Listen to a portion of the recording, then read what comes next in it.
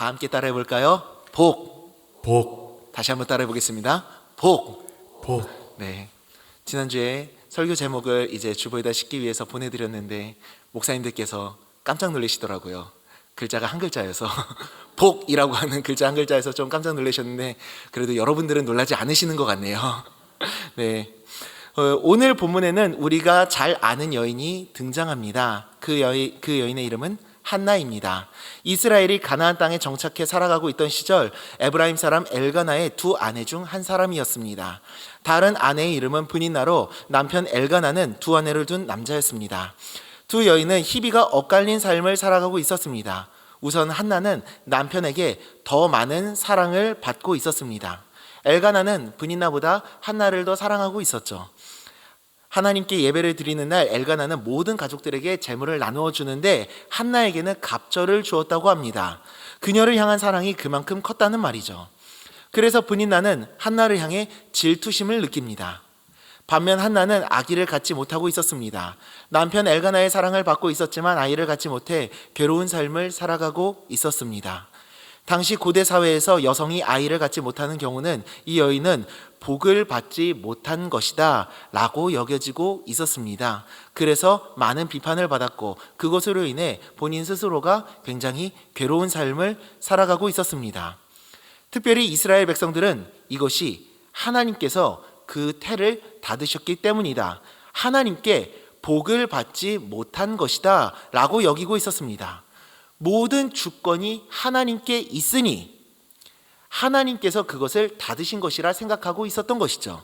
그래서 한나는 아이를 갖지 못한다는 괴로움에 더해서 신앙적인 허탈감과 좌절감 속에 살아가고 있었습니다. 반면 브닌나는 아이를 많이 낳았다고 합니다. 그래서 남편의 사랑을 받지 못하는 질투심을 이것으로 풀며 한나를 괴롭게 하고 있었다고 합니다. 한나는 남편의 사랑을 받았지만 그것으로는 자신의 그 허탈한 마음을 이겨내지 못했습니다. 그런데 오늘 본문을 보니 한나가 매우 놀라운 모습을 보여줍니다. 이러한 상황 속에 있는 한나가 매우 놀라운 모습을 보여줍니다. 사무엘상 오늘 본문 10절 11절 말씀을 함께 읽겠습니다. 시작. 한나가 마음이 괴로워서 여호와께 기도하고 통곡하며 서원하여 이르되 만군의 여호와여, 만일 주의 여정의 고통을 돌보시고 나를 기억하사 주의 여정을 잊지 아니하시고 주의 여정에게 아들을 주시면 내가 그의 평생에 그를 여호와께 드리고 삭도를 그의 머리에 대지 아니하겠나이다. 아멘. 아이를 갖지 못해 괴로워하고 있던 한나가 가족들이 함께 하나님께 기도하러 올라갔을 때 그때 하나님 앞에 서니까 하나님 앞에 통곡하며 울었다고 합니다. 어쩌면은 통곡하며 울었다 이전에 눈물이 나왔다가 맞을 수도 있을 것 같습니다. 하나님 앞에 서니 눈물이 나왔다. 그렇게 눈물이 흐르며 애통하며 하나님께 기도를 드립니다. 그때 한나가 하나님을 향해서 뭐라고 고백을 하는데 뭐라고 고백했습니까? 만군의 여호와여 라는 고백을 합니다. 만군의 여호와. 만군의 여호와라는 말은 히브리어 원어로 아도나이 체바오터라고 하는 말인데 군대의 하나님, 군대를 통솔하시는 하나님이라는 뜻으로 하늘의 군대를 만드시는 전지전능하신 하나님, 심지어 자연 만물까지도 군대에 동원하시는 전능하신 하나님이시라는 뜻의 고백입니다. 특별히 군대를 통솔한다, 군대를 이끌어간다. 여러분, 군대를 통솔하는 그 최종 통수권자는 누구죠? 대통령이고 왕입니다. 바로 하나님을 어떤 분으로 고백하고 있냐면은 온 세상의 창조주시며 우리를 다스리시는 왕이신 하나님이라고 고백하고 있는 겁니다. 한나의 이 고백은 굉장히 놀라운 고백이 아닐 수가 없습니다. 왜냐하면 한나가 살아가고 있었던 이 시대는 어떤 시대였냐? 바로 사사시대였기 때문입니다. 사사시대는 이스라엘이 하나님을 떠나 우상을 섬겨 하나님의 도우심을 받지 못해 이방 민족들에게 핍박을 당하고, 그럴 때 이스라엘이 회개하니까 하나님께서 그때 사사라는 사람들을 보내셔서 이방 민족들을 물리쳐 주시고 구원해 주셨던 시대를 말합니다. 입다, 기드온, 드보라, 삼손과 같은 사람들이 하나님께서 세우신 사사로 그들을 통해서 이방 민족들을 물리쳐 주시고 이스라엘을 구원해 주셨던 시대가 바로 사사시대였습니다. 그런데 그렇게 사사를 보내셔서 이스라엘을 구원해 주셔서 이스라엘은 또다시 하나님께 죄를 범합니다. 그래서 이방 민족이 압제를 당하고 또 회개하고 사사를 보내주셔서 또 사사들의 도움을 받고 또 죄를 범하는, 구원이 반복되는 것처럼 보이지만 동시에 무엇이 반복되는 겁니까? 죄가 계속해서 반복되고 있는 겁니다. 바로 그 시대가, 하나님과의 관계가 온전하지 못했던 이스라엘의 암흑기로 표현되고 있는 시대가 바로 사사시대입니다. 사사기 21장 25절 말씀을 함께 읽겠습니다. 시작. 그때 이스라엘의 왕이 없으므로 사람이 각기 자기의 소견에 옳은 대로 행하였더라. 아멘. 그때 이스라엘이 왕이 없었기 때문에 사람들이 자신들이 하고 싶은 대로 행하며 살았다. 당시 이스라엘에는 왕정제도가 없었던 것은 맞습니다. 아직까지 도입되지 않았었기 때문에 왕이 없었습니다. 그런데 정말 없으셨나요? 정말 이스라엘에 왕이 없으셨나요? 아닙니다. 계셨습니다. 바로 하나님이 이스라엘의 왕이셨죠. 이스라엘은 하나님이 왕으로 다스리고 계셨기에 왕이 따로 필요가 없었습니다. 그러나 하나님을 왕으로 섬기지 않고 내가 왕이 되어 내 마음대로 행하고 있었던 시기를 이렇게 표현하고 있었던 거죠. 이 시대가 바로 사사시대입니다. 왕이신 하나님을 외면하고 내가 왕이 되어서 내 마음대로 행하려 하는 사람들이 가득했던 시대, 하나님의 백성 이스라엘이 하나님을 외면하고 자신이 왕이 되어버린 패역한 시대가 바로 사사시대라고 성경은 표현하고 있습니다. 많은 사람들이 하나님을 왕으로 섬기지 않고 내가 왕이 되어 살아가고 있던 그 시대 때 한나는 어떠한 고백을 드린 겁니까? 하나님을 왕으로 고백하고 있었던 겁니다. 하나님을 만군의 여호와라, 나의 왕이신 하나님이라 고백하고 있었죠. 아무도 하나님을 왕으로 여기지 않고 있을 그때에 하나님께 저주를 받았다 여겨지며 괴로워하고 있던 이 여인은 하나님을 나의 왕이신 하나님이라 고백하고 있었던 겁니다. 여기까지 우리가 나눴던 한나의 모습을 보시기를 바랍니다. 한나의 모습은 어떤 사람입니까? 여러분, 한나를 어떤 사람이라고 표현할 수 있겠습니까? 네, 맞습니다. 쉽게 표현해서 신앙이 좋은 사람이었던 겁니다. 믿음이 좋았던 사람, 하나님을 향한 온전한 신앙을 가지고 있었던 사람입니다. 모든 사람들이 하나님을 떠나 하나님과의 관계가 멀어졌을 때에도 하나님을 향한 온전한 신앙을 갖고 또한 하나님을 향한 온전한 신앙을 고백하며 또한 그 하나님을 섬기고 있었던, 자신이 고백했던 대로 하나님을 섬기고 있었던 그런 사람이었습니다. 단순히 기도하는 어머니, 기도의 어머니가 아닌 하나님을 향한 온전한 믿음과 신앙을 가졌던 하나님의 사람이었었던 겁니다. 또한 아이를 갖지 못했던 하나님을 향한 갈망을 갖고 있었던 사람입니다. 아이를 갖지 못하는 이유가 하나님께서 태를 닫으셨기 때문이다, 하나님께 복을 받지 못했기 때문이다, 그녀는 자신이 하나님께 버림받았다고 여기고 있었던 겁니다. 바로 하나님과의 단절로 인해서 힘들어하고 있었던 거죠. 또 그리고 엘리 제사장이 마지막에 하나님께서 네가 기도하여 구한 것을 허락하시기를 원하노라 라고 말하자 한나가 그 이야기를 듣고 어떻게 반응했죠? 한나가 어떻게 되었다고 했죠? 얼굴에 다시는 근심빛이 없었더라 라고 이야기하고 있습니다. 하나님께서 내 기도를 들어주신다, 하나님께서 나를 아직 버리지 않으셨다라는 희망이 생기니까 그 얼굴에 근심빛이 사라졌다라는 겁니다. 그녀의 아픔은 바로 하나님과의 단절이었었던 겁니다. 하나님과의 단절을 느끼고 있었던 겁니다. 그 하나님께서 자신을 기억해 주기를 바라신다라는 그 말을 들으니까 그제서야 희망과 소망이 마음 가운데 생겨나고 있었던 겁니다. 거기에 지금 한나는 어떤 상황 속에 있습니까? 고난 중에 있습니다. 아픔을 겪고 있는 상황이었습니다. 그 아픔이 적수로 인해서 더욱더 가중되고 있었던 그런 상황이었죠. 하나님 앞에 서니 그저 눈물만 나와서 엉엉 울면서 통곡에 잠길 수밖에 없었고, 얼마나 힘들고 슬펐으면 술 취한 사람처럼 보였을까요? 그런 한나의 모습을 보았을 때 우리는 이런 사실을 확인할 수 있습니다. 바로 온전한 그리스도인에게도 고난이 찾아온다라는, 온전한 그리스도인의 삶이라 할지라도, 하나님을 온전히 섬기며 나아가는 그리스도인의 삶이라 할지라도 고난이 찾아오는 것은 변함이 없다라는, 하나님을 섬긴다고 해서 고난이 안 오는 것이 아닙니다. 예수를 믿으면 복을 받는다? 좋은 일이 생긴다? 고난이 사라진다? 아닙니다. 결코 그렇지 않습니다.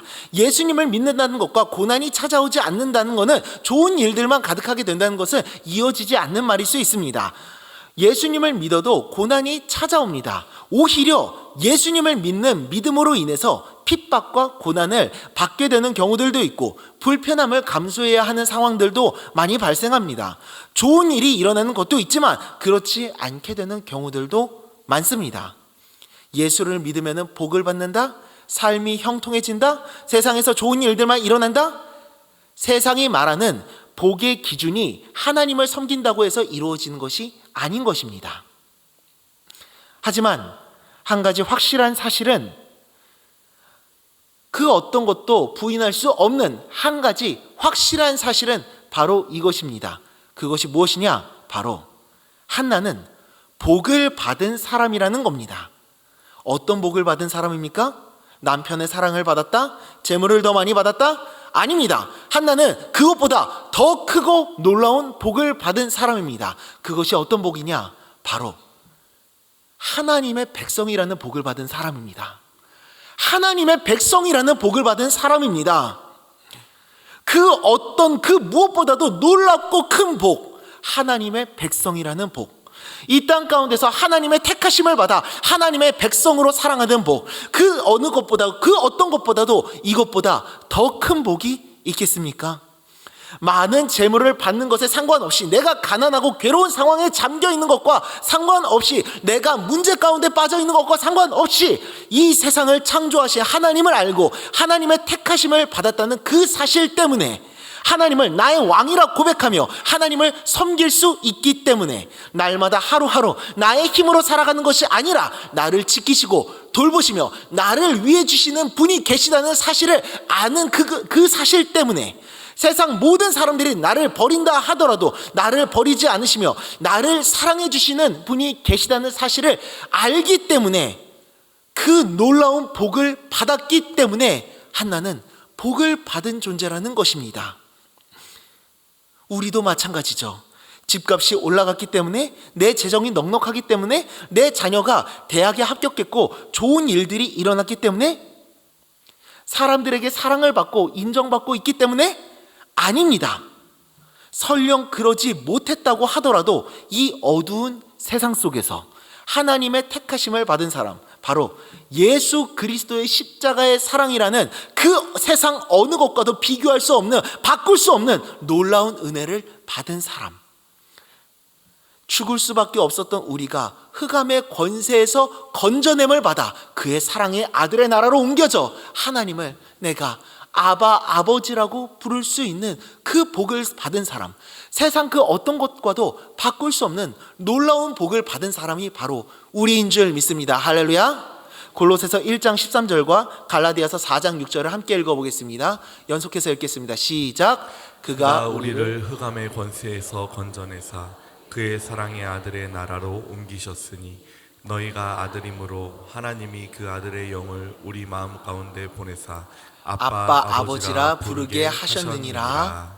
아멘. 사랑하는 여러분, 우리는 하나님의 사람입니다. 하나님의 자녀입니다. 하나님의 백성인 줄 믿습니다. 세상에 그것보다 더 큰 복은 없는 줄 믿습니다.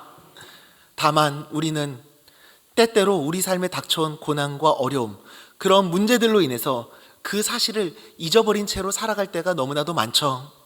너무 힘들어서, 내 삶의 고난이 끝나지 않을 것 같아서, 내 인생에는 복과 기쁨은 더 이상 오지 않을 것 같아서, 언제 끝날지 모르는 그 고통 때문에 허우적대며 하나님의 자녀된 기쁨을 잊어버린 채 살아갈 때가 많지 않습니까? 혹은 내가 지금 누리고 있고 나에게 만족을 주는 여러 가지 것들로 인해서 그 사실을 망각하고 살아갈 때도 많죠. 너무 평안하고 아득하니 위기의식을 느끼지 못해 그 평안함 속에서 나도 모르게 하나님을 잊은 채 살아갈 때가 많지 않습니까? 그때 우리는 기억해야 합니다. 내가 하나님의 자녀라는 사실을, 내가 그 하나님의 놀라운 사랑을 받은 예수 그리스도의 십자가라고 하는 온 세상을 창조하신 창조주께서 자신의 생명을 주면서까지 우리들을 사랑해 주신 그 놀라운 사랑을 받은 존재라는 사실을 우리는 다시 기억할 수 있어야 합니다. 다시 마음에 새길 수 있어야 됩니다. 그리고 내 마음 가운데, 세상 가운데 선언하며 살아갈 수 있어야 됩니다. 나는 하나님의 자녀다. 예수 그리스도의 십자가의 사랑이라는 놀라운 사랑을 받은 나는 하나님의 자녀, 하나님의 백성이다 라는 사실을 나 자신에게 이 세상 가운데 선포하며 이 세상 속에서도 그 하나님의 자녀로서 살아갈 수 있어야 합니다. 그때 내 삶에 어떠한 문제와 어떠한 어려움이 찾아온다 할지라도 내 삶이 살아가고 있는, 내가 살아가고 있는 이 삶과 상황이 어떠한 상황이라고 할지라도 우리 마음 가운데 하나님의 자녀된 기쁨이 가득하게 될 줄 믿습니다. 할렐루야. 오늘 저는 이 시대 속에서 하나님의 자녀, 하나님의 백성으로서 살아가는 어떠한 친구들의 이야기를 좀 보여드리고 싶습니다.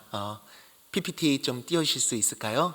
네, 우리 사랑하는 중등부, 고등부 친구들이 지금 열심히 학원 복음화 운동을 이루어가고 있습니다. 학교에 기독교 동아리를 세우고 하나님의 나라를 세워나가는 그 운동에 참여하고 있습니다. 다음 페이지를 좀 띄우시면요, 이 아이들이 어떤 아이들이냐면요, 동패고등학교 아이들입니다.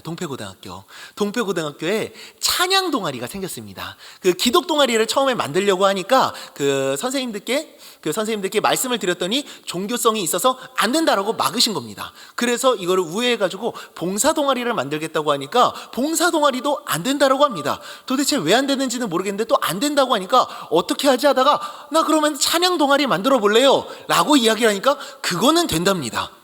도대체 왜 됐는지는 모르겠는데 어느 정도 유추를 해보니까 그 음악 동아리니까 음악 동아리로 분류가 돼가지고 된다고 했었던 것 같습니다.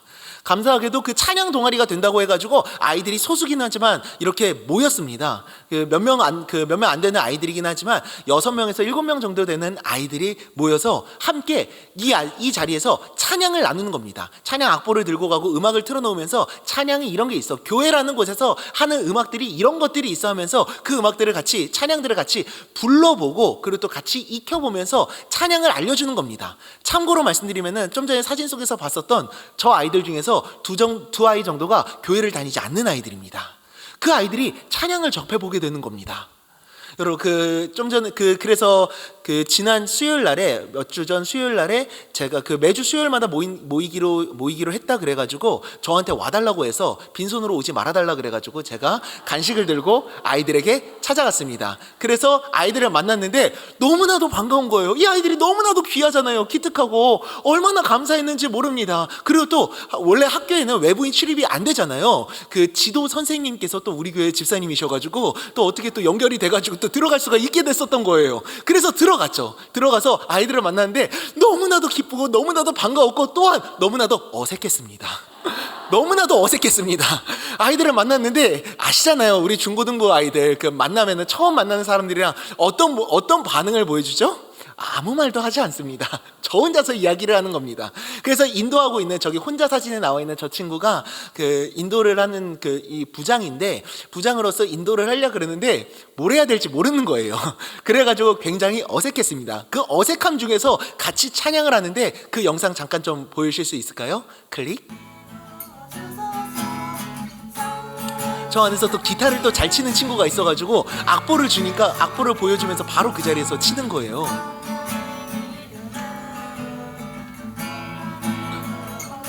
여러분들도 느껴지시죠? 어색하시죠? 네, 굉장히 어색하시죠? 혼자서 율동하고 있어요. 네, 여기까지만 보여주시면 감사하겠습니다. 네, 자 스톱해 주시고요. 네, 이런 모임이었었습니다. 근데 이 어색한 모임이 얼마나 감사했는지 모릅니다. 이 아이들이 아직 처음이니까 어색한 거죠. 앞으로 계속해서 찬양을 나누고 같이 좀 예배를 드리며 나아가다 보면은 이 아이들의 어색함이 모두 다 풀리고 찬양이 익숙해지고 같이 하나님 앞에 그 찬양하는 것이 무엇인지 그 찬양함의 기쁨을 이 아이들의 마음 가운데 하나님께서 부어주실 것을 확신하게 되더라고요. 제가 저 영상 하나만 보여드리는 이유가 뭐 때문이냐면은 너무 어색해가지고 그 영상 그 영상 찍는 거 꺼버린 다음에 그 다음부터 제가 인도를 해줬습니다.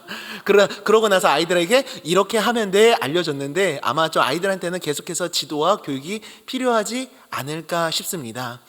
그리고 동패고등학교뿐만이 아닙니다, 여러분. 그 외에도 여러 학교들이 아이들이 지금 열심히 학교에다 기독교 동아리를 세워나가고 있습니다. PPT를 좀 띄워주시면은요. 일단 몇 개 학교들만 좀 말씀드리게 되면은 중학교들 중에서는 저동중학교, 산들중학교가 이제 동아리 신청이 통과돼가지고 이제는 시작할 날짜를 지금 시험 기간 이후로 지금 생각하면서 준비하고 있고, 해솔중학교에서는 기존에 있던 동아리에 우리 학생이 참여하고 있다고 합니다. 그리고 또 한빛고등학교, 교화고등학교도 기존에 동아리가 있었기 때문에 저희 학생들이 참여하고 있고요. 동패고, 운정고, 지산고등학교가 우리 학생들이 가가지고 직접 고등학교에 그 기독교 동아리를 세운 겁니다. 기독 동아리를 세우고 운정고등학교에서는 영어 성경 공부 동아리를 세웠습니다. 이름은 또 에메트입니다. 자기들끼리, 제가 알려주지도 않았는데 자기들끼리 히브리어를 찾아가지고 저기다가 이름으로 넣어놓은 겁니다.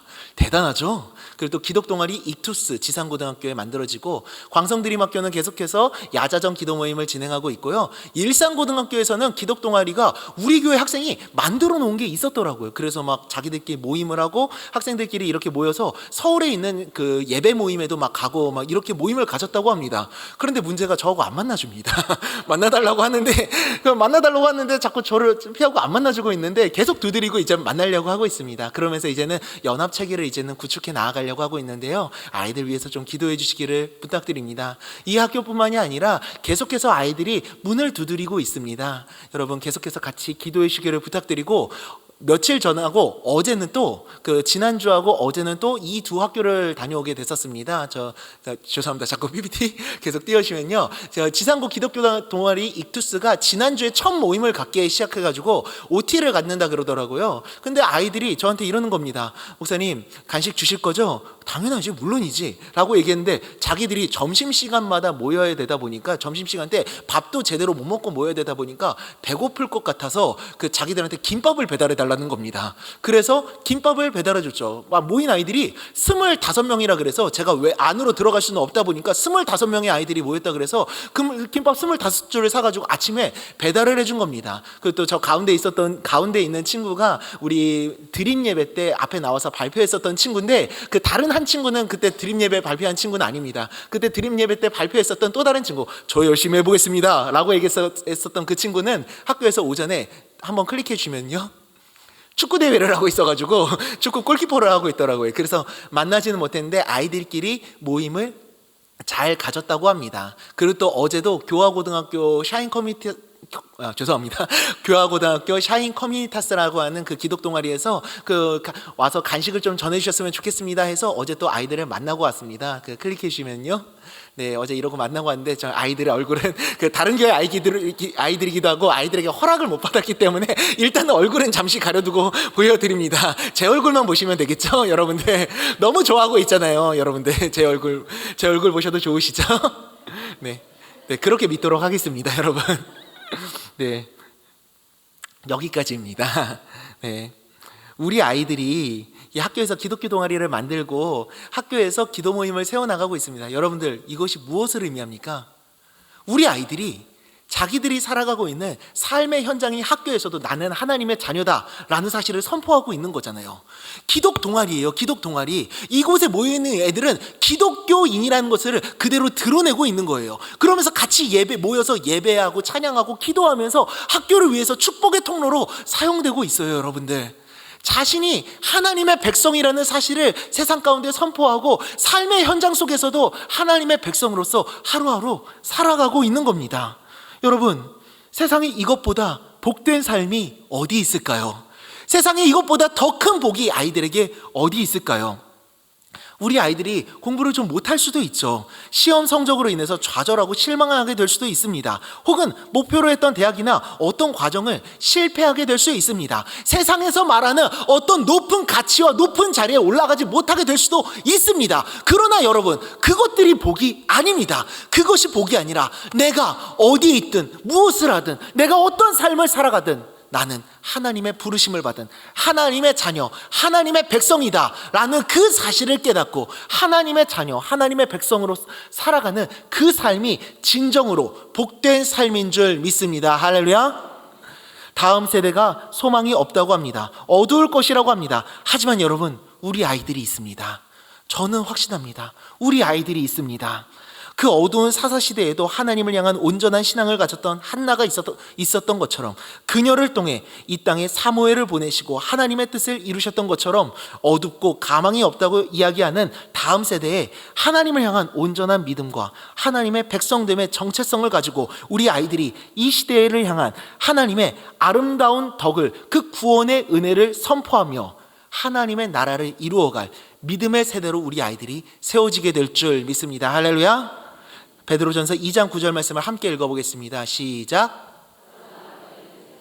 속여 왕 같은 제사장들이요 거룩한 나라여 그의 소유가 된 백성이니 이는 너희를 어두운 데서 불러내어 그의 기이한 빛에 들어가게 하신 이의 아름다운 덕을 선포하게 하려 하심이라. 아멘. 사랑하는 여러분, 우리는 하나님의 백성입니다. 우리는 하나님의 자녀입니다. 세상 사람들이 우리를 어떻게 보느냐? 중요하지 않습니다. 세상에서 우리가 어떤 평가를 받느냐? 중요하지 않습니다. 나는 세상 그 어디서도 얻을 수 없는, 세상 그 무엇과도 바꿀 수 없는 예수 그리스도의 십자가라고 하는 놀라운 은혜의 선물을 받은 세상에서 가장 복된 하나님의 백성인 줄 믿습니다. 우리 안에 그 하나님의 백성됨을, 그 하나님의 자녀됨을 회복하며 나아갈 수 있기를 바랍니다. 우리 모두가 그 하나님의 자녀됨의 정체성을, 그 자녀됨의 기쁨을 온전히 회복하여 이 땅에서 하나님의 자녀된 삶을 살아갈 때 우리들을 통해, 또한 우리 자녀들을 통해 이 세상 가운데, 이 세상을 향한 하나님 아버지의 뜻을, 예수 그리스도의 그 십자가의 사랑이라는 하나님의 기이하고 아름다운 덕을 우리를 통해서 선포하게 되실 줄 믿습니다. 그리하여서 우리를 통하여서 수많은 사람들이 하나님의 사랑을 깨닫고 하나님께로 돌아와 하나님을 섬기는 같은 하나님의 자녀가 되게 되는 놀라운 역사가 일어나게 될 줄 믿습니다. 그렇게 이 땅 가운데서 하나님의 자녀로, 하나님의 백성으로 살아가겠다 결단하며 나아가는 우리 모두가 될 수 있기를 간절히 소망합니다.